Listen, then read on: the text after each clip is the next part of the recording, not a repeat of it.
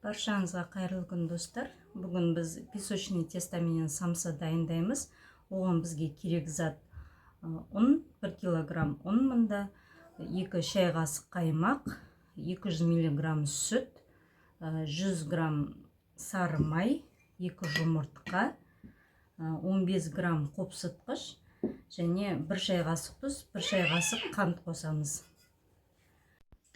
Ал енді қамырымызды жинаймыз. 2 жұмыртқа, 2 ас қасық қаймақ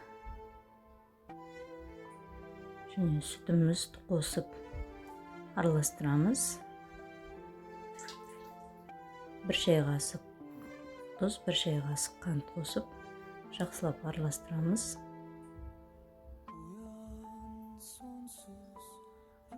Ерітілген сары майымызды қосамыз.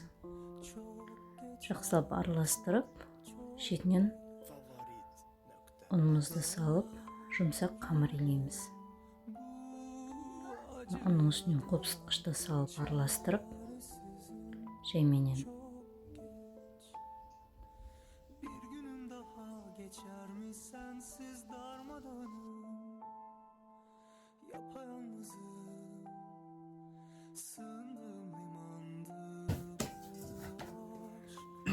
Мінекей достар, осындай жұмсақ әдемі қамыр дайын болды. Бұны енді салафанға салып, қазір холодильникке салып қоямын. Арасында тағы да 1-2 рет алып, илеп, қайтып салып қоямын.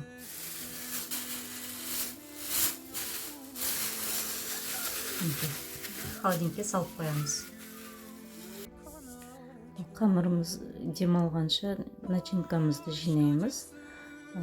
1 үлкен пияз, 200 граммдай асқабақ, 200 граммдай картоп, шамалы фарш, 1 шай қасық тұз, 1 шай қасық қара бұрыш салып араластырып, осынша начинка дайын болды. Қамырымыз дайын, 4-ке бөліп, әр бөлігін 6-5 бөлікке бөлеміз.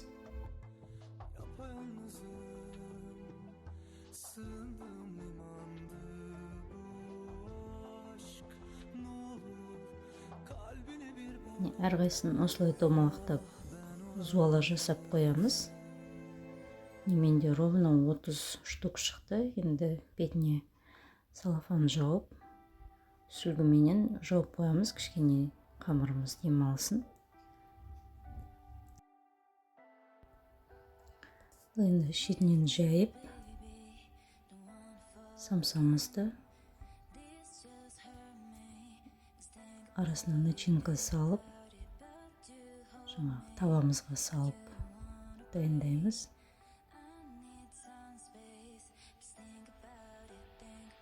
Формасын әртүрлі жасасақ болады. 3 бұрышты қылып, мен осындай қылып, косичка дейміз бе, қалай осылай жасадым.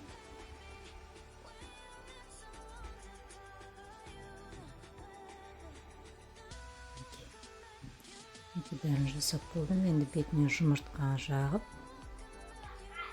противень астына пергамент қағазын салдым. Енді күнжут себеміз бетіне. Менің пешім тоқ пеш.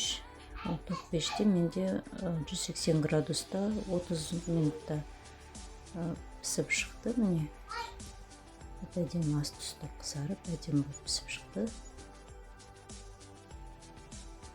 Міне достар, жұмсақ әдемі самса дайын болды. Назарларыңызға үлкен рахмет. Баршаңызға жасап көріңіздер, өте дәмді. Баршаңызға ас болсын. Сау, сәлематта болыңыздар.